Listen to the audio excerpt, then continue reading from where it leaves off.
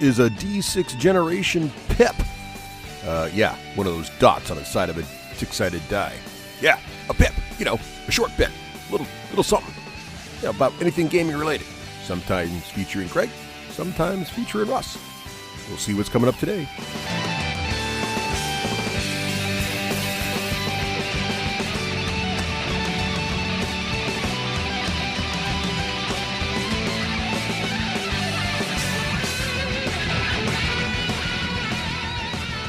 Hey, welcome back. Craig and I are here live. Live from Chicago. Live from Chicago at Adepticon 2019.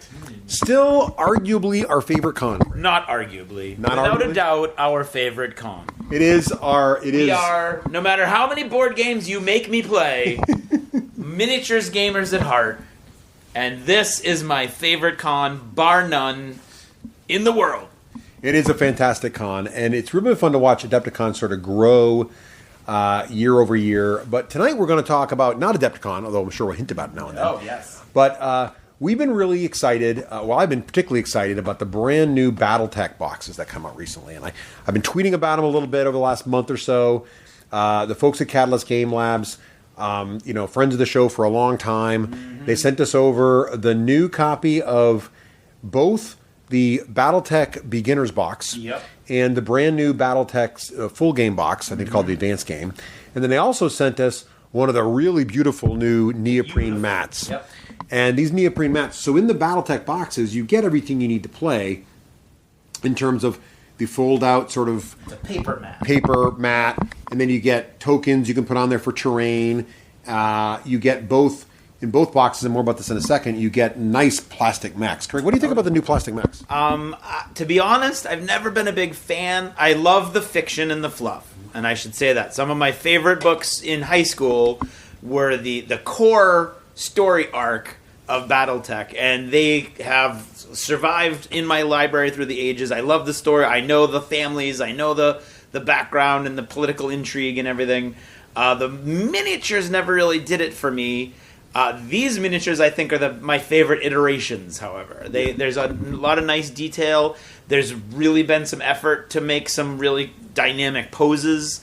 And you've done a great job painting them with some detail work on top of the top of the airbrushing and everything. So I think they really pop when you put a little effort into them. So I thought they were nice. I like the miniatures a lot. They're definitely the best iteration of the Battletech models.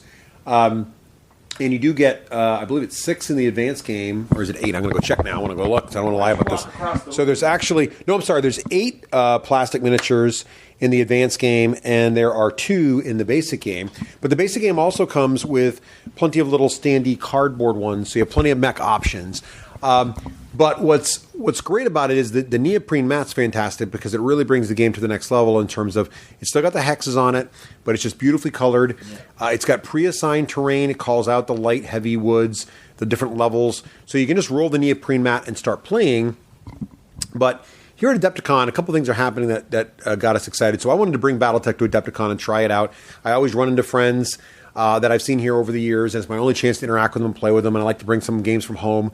And so I brought the Battletech game, and sure enough, here at Adepticon, a couple exciting things were happening. One, I kind of expected to be one of the only folks here running around with Battletech. Yeah. And, you always see a few folks playing Battletech around, and there's always a few fans playing. But Catalyst Game Labs is here in force. They have a really nice booth set up. There are many Battletech events. And what was great was we decided to, Extra Life also has a nice space here.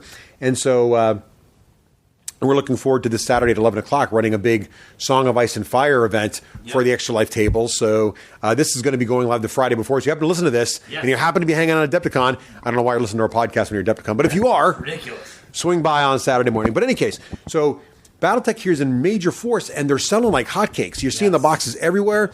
And so when we rolled out the mat, and I had done a couple things today to try to make it cool, I painted my models up. Craig and I are, as he said, big miniature gamer fans. For us, the aesthetics are as much a part of the game as the play. At least. So I wanted to have the neoprene mat, but I was like, I want to have some trees. And lo and behold, walking around on the vendor floor here, It's a miniatures game convention that caters to every type of miniatures game. So, of course, there's literally a booth that just sells terrain for historical gaming. Yeah. It's literally what they do. Yeah. So for Napoleonics, which is like a perfect scale for Battletech, and so they had bunches of bags. Like 6 millimeter Yeah. Napoleonics. And so they had bags of trees. And these bags, they aren't cheap, but they're Nosh, I believe is the name of the company. Nosh, I think. Noch. And you normally see these kinds of trees at model railroading type stores. Yeah. But the great part is $25 for that bag. there's a huge, I don't even know how many trees were in here. It felt like a million. 25, it says, actually. So there's 25. I got 2 bags. One bag of deciduous. So there's 25 of these little trees. And then they're, the sort of the round, sort of leafy ones. And then I got 25 little pine trees. And they were kind enough to also supply me with little wooden bases that I could glue the trees to. They're perfect size. Perfect size to cluster them together, so I could cluster them in groups of 3 for heavy woods, a Battletech term, and then I could also put just single trees out on the board for light woods. So I rolled this thing out, set up the trees. I was really pleased with how it looked. I thought it just popped. Great, yeah. The trees were the perfect color. Put the mechs on the board. It looked great, and we were ready to play. But then I was sort of like thinking about what came in the box and how I kind of wanted to show off the basic box and try it out myself. But I also was thinking about a scenario that could be fun for like 5 people to play. Or and 4 people. Or 4. Or whatever. And my The 5th person, maybe not so much. Right. And the first problem I had was like, well, do you play with the full advanced rules of Battletech? Or do you try to play with the beginner rules? Or do you go out and try to play Alpha Strike? Now, Alpha Strike, they're just about to reprint their Alpha Strike rules. For those of you who don't know, Alpha Strike is like the large-scale sort of Battletech rules, meaning you can have many, many mechs on the board. So the original Battletech, the advanced rules now, basically, it's a great game. It's got a lot of crunch to it, a lot of high detail, but it can take a very long time if you have any kind of model count in the game, more than 3 or 4. And so I didn't want this to be like a giant 3-hour demo game. I wanted it to be like an hour, tight and fast, simple to learn. And so I thought the beginner rules would be great. But I wanted to kind of make a fun scenario. So I decided to make it 2 mechs on 2 mechs with a 5th mech in the center of the board that was a Locust. So for those of you who don't know, the Locust, Light, weedy scout mech. super light scout / recon mech, very minimal arms. It really isn't that interesting of a mech in the game normally unless you have an interesting scenario. So we decided to make this scenario that this little Locust mech, he was trying to run away with stolen plans. He was a traitor from one side. The other 2 sides were trying to kill him and capture the plans back. But they didn't like each other either, right? So we had 2 on 2 with basically this Locust in the middle. Craig was kind enough to try to run around the Locust and stay alive. And to make it interesting, we decided to make it so the Locust had to survive for 2 turns. And then in the end of the second turn, we would roll, and one random side of the board would be where the dropship would be showing up. And if he could run to that side of the board and survive, he'd win. Otherwise, whichever side killed him would be the winner. Yep. Right?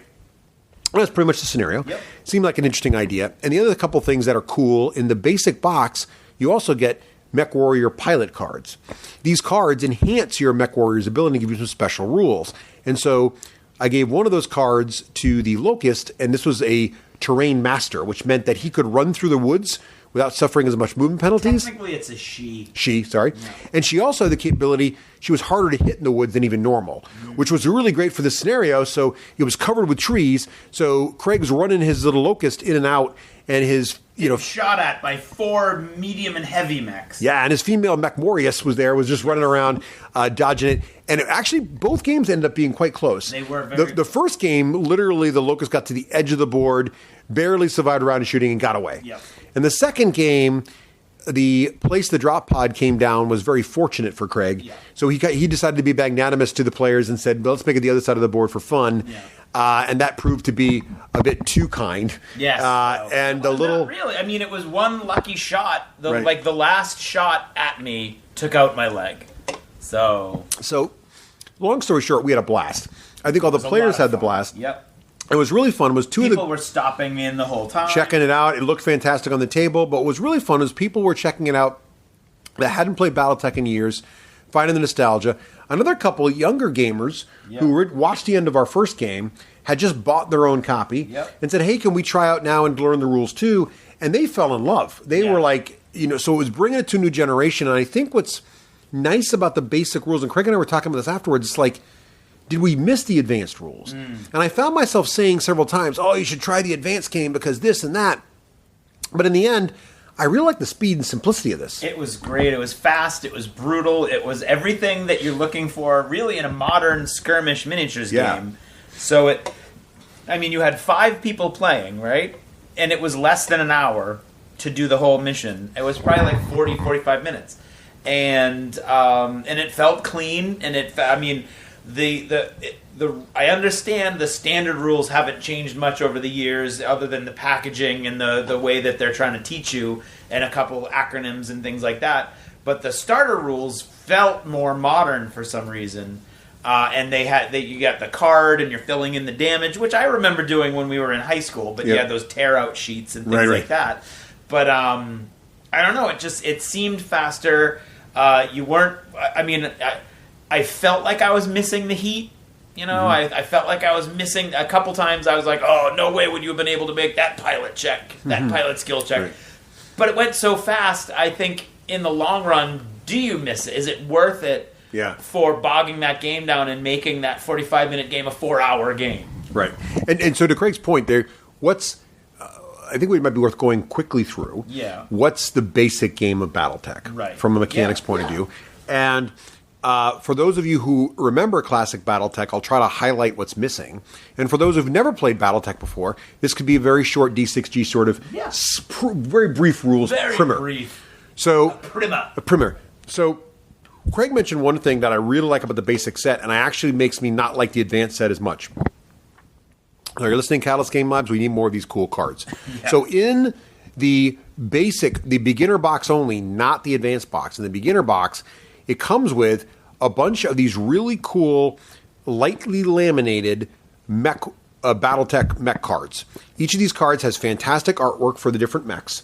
It has the classic sort of like outline of the mech with the little bubbles inside of it, and each limb has a number of bubbles, and the center torsos and left and right torsos have bubbles, and the head is bubbles. And these are hit locations on the mech. And when you take damage, you fill these circles in. It looks just like little SAT circles, right, from school standardized testing. Yep. When you fill all these into a particular section, like an arm, that means the arm has been destroyed, and the weapons in that location no longer work. And then there's those little arrows that indicate the damage transfers more inward on the mech. Yeah. And when your center torso is destroyed or your head is destroyed, the entire mech fails and is destroyed. So that's the basics of damage allocation in the basic game. Now, in the advanced game, there's differences between back armor and front armor, and then there's armor and structure. So there's actually several more layers of armor. Whether you get shot in the back or the front has a difference. In the basic game, no. There's just points on each part of the body. Doesn't matter which direction it comes from. There's no internal structure versus armor. You just work your way through the pips. When they're gone, it's blown off. That, I kind of miss the back armor, but it's kind of like when they got rid of firing arcs in 40K. Yeah. I don't think it really adds that much, honestly. So I feel like that's a cool thing. I like that simplicity.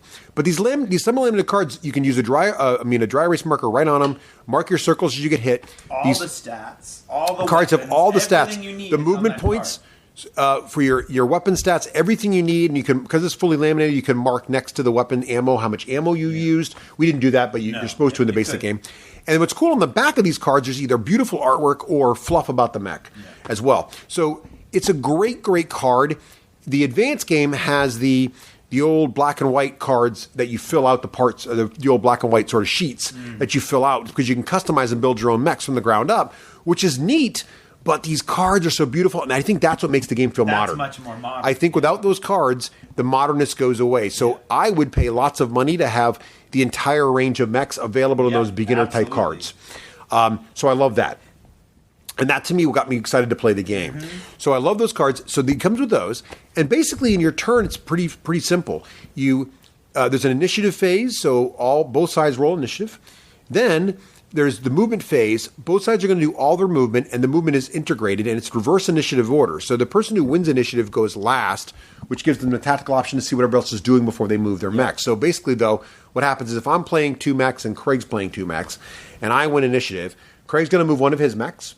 Then I'm going to move mine, and we're going to go back and forth till our mechs move. After all of our mechs move, then we go on to the shooting phase where we do shooting. But let me describe the rest of the movement. Yeah. So how movement works is pretty simple. You're going to choose for your mech one of 3 types of movement. You can walk, you can run, or you can jump. If you have jump jets. So if you remember you played Battletech the video game, some mechs have these cool jets in them and allow them to basically do short flying hops, essentially. So what you do is each of these stats on the mech card have a certain number next to them for movement points. And if you elect to walk, it says you have 5 movement points and you move your mech. Now in the basic game, Battletech is played on a hex board, and the Battletech mechs miniature bases are also hexes. Yeah. And so you spend a movement point every time you change your facing one on the hex, or you step forward one, and you pay extra movement points to enter different kinds of terrain, like woods or go up hills, that kind of thing, right? So pretty simple stuff. So if you want to move 5, and your movement walking is 5, you say, I'm going to walk 5, and you move the mech. Now, one thing that they've added to the rules that I really like over the years is this idea of movement dice. It doesn't mean you roll to move. What it actually means is, as you move your mech, you're going to put a certain color die next to the mech with a number facing up on the die to remind, after you move, to remind the table what that mech did. Right. So the color of the die indicates whether the mech walked, ran, or jumped. Yep. So they suggest a white small D6 for walking, a black one for running, and a red one for jumping. That color indicates the penalty you take for shooting because you moved. Right. So if you're stationary, you take no shooting penalty. Yep. If you walk, you take a slight penalty. If you run, it's worse. And you're jumping, it's worse. Makes sense. You're moving fast, it's hard to aim, right? Yep. Meanwhile, the number of hexes you physically move, not the number of times you change facing, everything else, just the number of hexes you move from where you started to where you ended, that also is, there's a chart you reference which tells you how much harder it is for the enemy to hit you because you're covering a lot of distance, right? So what you normally do is you look at the chart. So if you move 3 hexes, that's a +1 for the enemy to hit you. So you set your die to a 1. So basically what you're saying is, the color tells me how much penalty I have for shooting. The number tells you the penalty the enemy has for hitting you, right? And that's a neat kind of mechanic because it bifurcates the difficulty mechs have for moving from the enemies being able to shoot you. So a big mech that doesn't move very far, but that's still considered running, is harder for him to hit with, but the enemy takes less of damage, less hard to hit, which is kind of neat. I like that mechanic a lot. And I like using the dice to remind you because in old Battletech, without that mechanic, it was very hard to remember who did what. Right. So I love that. So basically you move your mech. Craig does the same thing. We'll go back and forth. Now it's time to shoot. Shooting is super simple, and what I do like about this, there's a lot of modifiers for shooting in Battletech, more so in the advanced game. But what I like is the modifiers are always positive, and positive is always bad. So you just got to remember you want your target number to be low, and you got to equal or exceed your target number on 2d6. So basically how you calculate shooting is very simple. They actually have an acronym for this. Gator. But honestly, I don't find the acronym that helpful. Here's what you remember. You take your gunnery skill, which is the G in Gator. So all mechs on their cards have a gunnery skill. If you use one of the fancy mech piloting cards, more about that later, you might adjust your gunnery skill.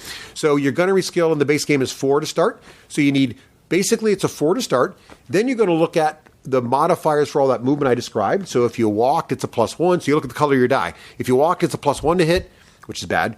If you ran, it's +2. If you jumped, it's +3.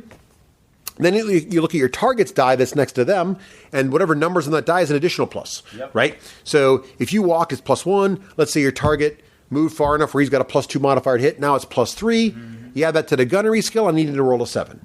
But there's one more thing we got to worry about. There's 2 more things you got to worry about. Is there intervening terrain? That's the O in Gator. So if there's any intervening terrain, that could also affect us. So light woods, every light wood is +1, that kind of thing. You have to add to that. And then also range, the R in Gator.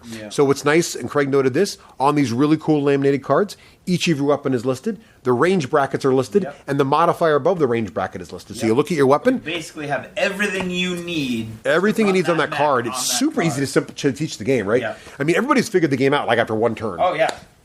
So you look at these ranges, and what's cool about it is you really feel like those Battletech weapons that you've seen in the video games or maybe when you play the game work. The LRMs, their short range is 12. You're just rocking the whole table with LRMs. I'm not even worrying about it. Meanwhile, machine guns, long range is 3, right? And long range is +4 to hit. So if the guy moved a little bit, you moved a little bit, that's like plus, now you're looking at, you need a 6 or 7 to hit. You go to long range, all of a sudden now you're up to 11 or 12 to hit on 2d6. It's not going to happen, right? So just like classic Battletech, and this reminded me of the game. At long range, you're missing a lot. You're lucky to ting someone. All of a sudden, you close the gap, and all of a sudden, it's just like limbs are blowing off, and it's bloody awesome. So that's pretty much the whole game. You do the shooting when you game. Now when you hit the guy, the weapon's got a damage on that chart, and you roll on this little chart that's also on the on the mat on the cool laminated sheet to see where on the mech you hit. And then you color in that many circles. Pretty much it. The only other die roll involved is if you fire missiles, there's clusters. And so the missiles come in packs and they scatter all over the place, give that anime missile swirling sort of feel. So that's the whole game. If you are a Battletech fan, and that's all you need, by the way. So if you want a game of giant robots and you've never played Battletech before, I would argue this is a great deal right out of the box. You're going to have fun, as Craig said. The only thing that's missing is there's not a lot of scenarios in the basic game, so you don't have to make up your own or get them online. But like Craig and I discussed earlier, I made up a fun one, we thought was fun, ended up being pretty fun. So definitely make some scenarios up. But That's the basic game. The advanced game, good news, does have scenarios, does have all kinds of rules. But what you'll notice is if you are a Battletech fan, there are a couple key features missing from the game that you might be disappointed about. One, I didn't mention firing arcs. So firing arcs in the basic game are fixed. It's the front 3 hexes forward, just in straight lines. So it's super simple, right? But in the advanced game, where your weapons are mounted detects their firing arcs. So torso mounted weapons fire forward, but arms can pivot out to certain positions. Some weapons where there's no hand actuator can pivot and fire directly backwards. This is very cool. It doesn't slow the game around that much, but it does add a little more calculation to your weapon arcs. The second part, and also what happens, it slows the game down a lot because players start to look at the map and trying to figure out where can I go to not be and so it just slows the game down a lot with multiple mechs, right? The second thing you might notice is that there's no piloting skill checks. So in advanced Battletech, there's this arguing of a piloting skill, and that occurs when either you get hit by a lot of damage, or certain body parts get damaged, or you run too far, or you jump and things like that, and you make this roll. If you fail, you fall down, or bad things happen. It's super cool, but also adds complexity. Right. Another thing that's really missing that a lot of people will notice is heat. So in advanced Battletech, when you do certain things like run instead of walk or fire certain energy weapons or any kind of weapon sometimes, it increases this heat factor on the mech that you track on a sliding scale. And when it gets too high, bad things happen. And so you got to be strategic. And maybe do you fire less weapons this turn, let yourself cool down? Do you try to find some water to stand in and make your engines hiss and cool down even faster? You know, there's all this cool stuff.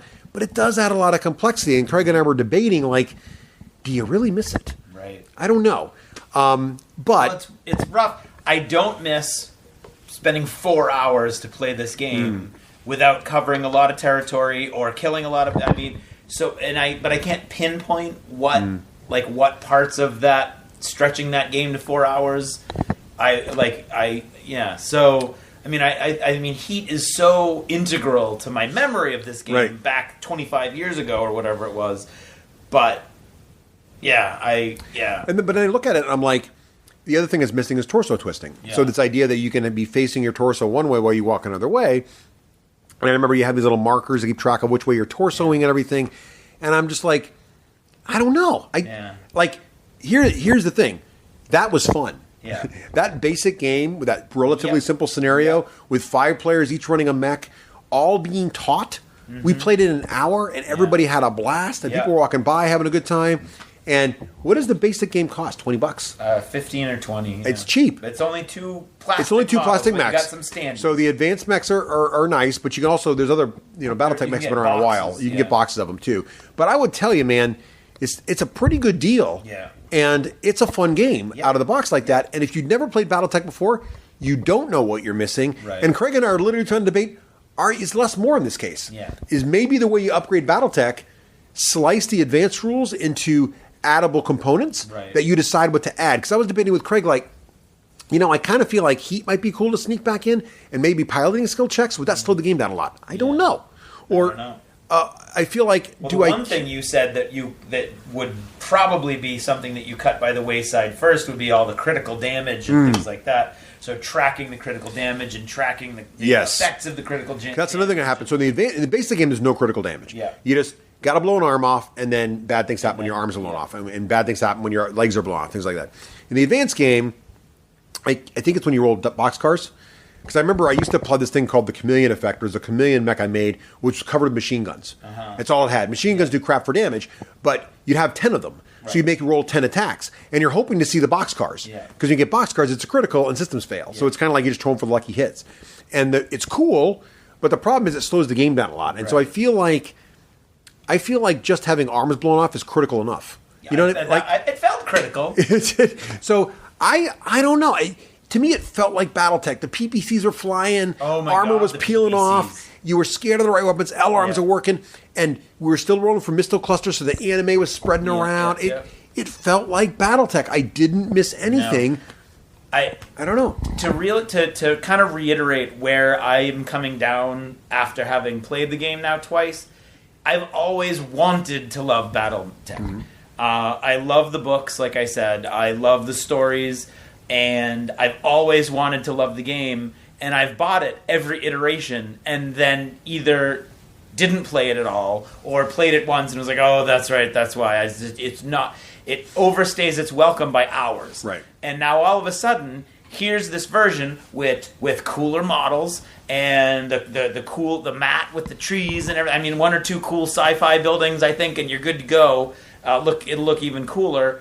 I mean, this might be the Battletech that I've been looking for 25 years.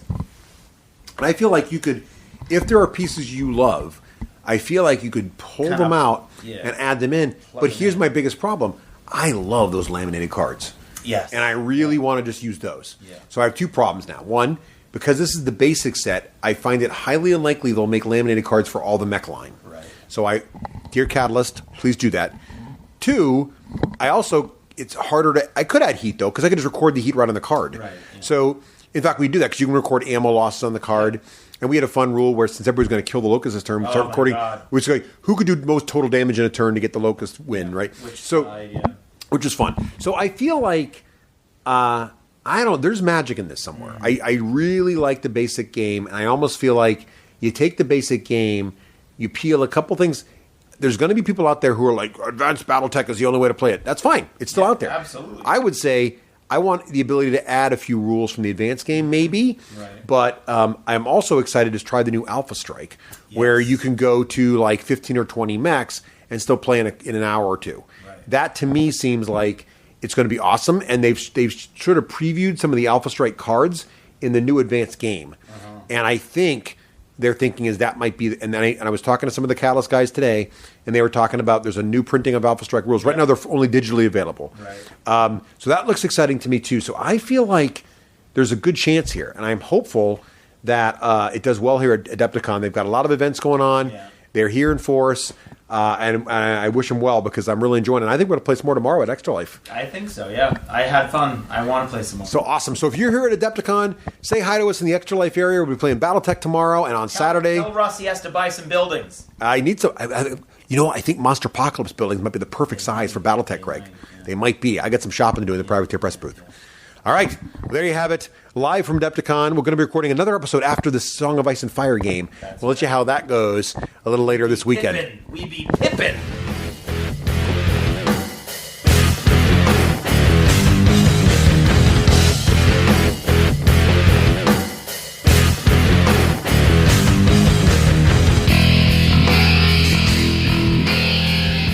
Achievement unlocked!